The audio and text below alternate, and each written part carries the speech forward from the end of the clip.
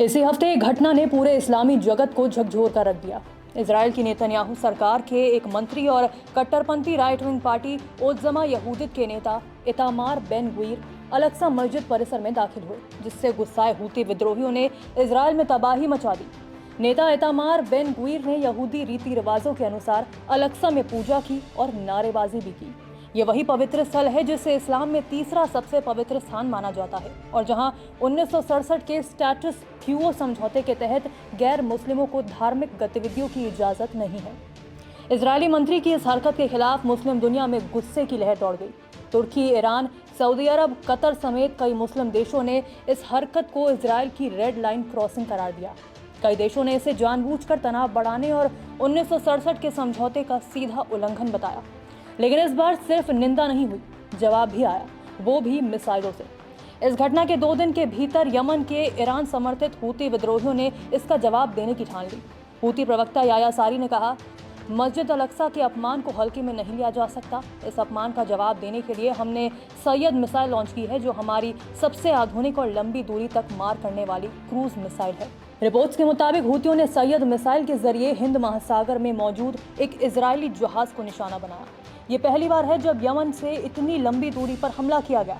Syed missile की खासियत की बात करें तो ये एक लॉन्ग रेंज क्रूज मिसाइल है जिसकी मारक क्षमता 800 किलोमीटर तक है। इसकी तुलना ईरान की प्रसिद्ध मिसाइल कादर 380 से की जाती है। ये 200 से 300 किलोग्राम तक का विस्फोटक पेलोड ले जा सकती है।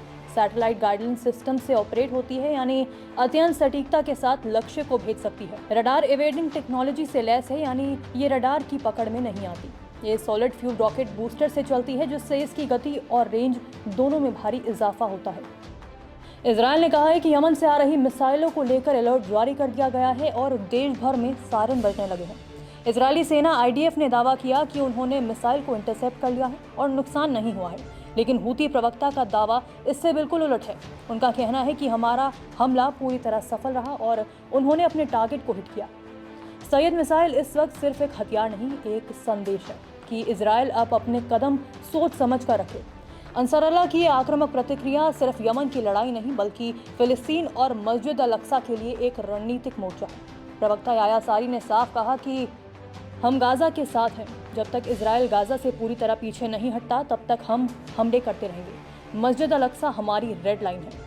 अब ये देखना बाकी है कि इजराइल की नेतन्याहू सरकार अपने ही मंत्री इतामार बेन ग्वीर की ऐसी हरकतों पर लगाम लगाती है या नहीं, क्योंकि अगर ऐसा नहीं हुआ तो अंसारुल्लाह जैसे समूहों की ओर से मिसाइलें और हमले बढ़ते जाएंगे और पूरा मध्य पूर्व एक और बड़े संघर्ष की ओर बढ़ सकता है। इस पर आपका क्या कहना है, कमेंट कर जरूर बताएं। नमस्कार, मैं हूं मानक गुप्ता। अगर आपको हमारा ये वीडियो पसंद आया हो तो इसे लाइक और शेयर जरूर करें और हाँ, हमें सब्सक्राइब और फॉलो करना ना भूलें ताकि आप देश और दुनिया की कोई खबर मिस ना करें। तो जुड़े रहिए हमारे साथ और देखते रहिए News 24।